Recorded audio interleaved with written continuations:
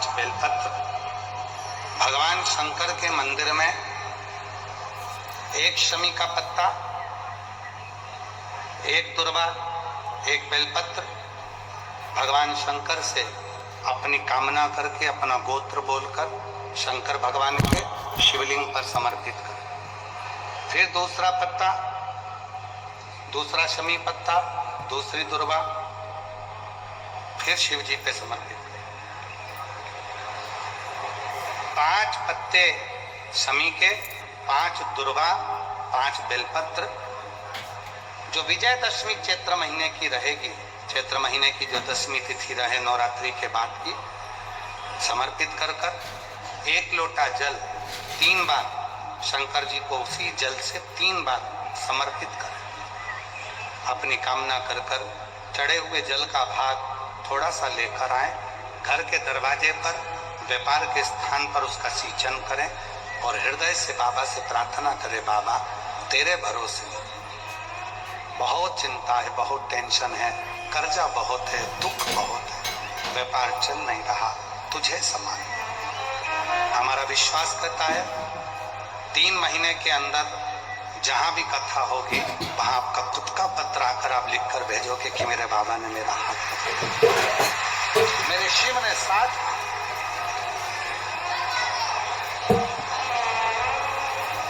विजयदशमी पर शमी के पत्र की बड़ी महत्वता हो।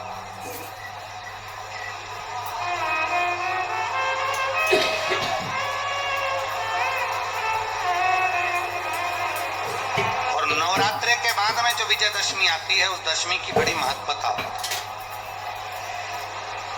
धन की कामना के लिए, कार्य सिद्धता के लिए, भगवान शिव की अविरल भक्ति को प्राप्त करने के लिए शमी पत्र होता है।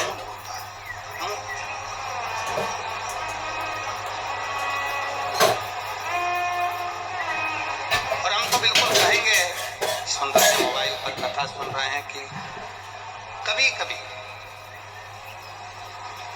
2 स्थान पर दीप लगाने में पीछे मत हटो। पहला, बेलपत्री के वृक्ष के नीचे।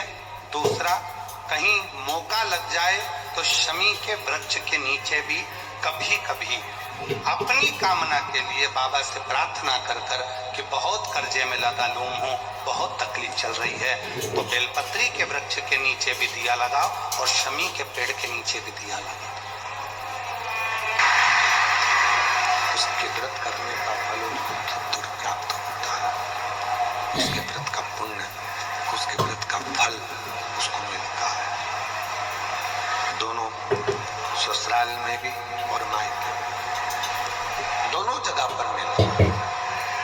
ससुराल में भी उसका फल मिल रहा है और मायके में भी उसका फल। शिव साधना का जो फल है, फिर निवेदन करें शिव को जल चढ़ाने का, बेलपत्री के नीचे बैठकर माला जपने का, नंदी के पास बैठकर अपने दिल की बात कहने का, ये 3 स्थान ऐसे हैं, ये 3 वाक्य, 3 शब्द ऐसे हैं, ये 3 स्मरण ऐसे हैं जो जीवन में इसका फल कभी समाप्त ही नहीं होता।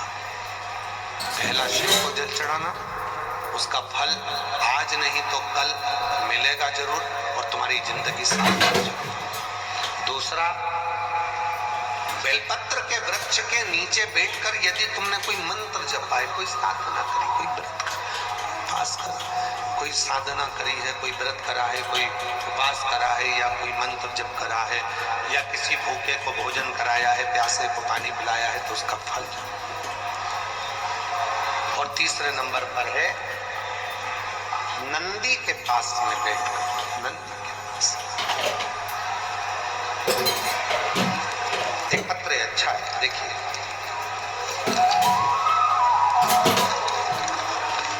एक पत्र है, उस पत्र में उसने लिखा,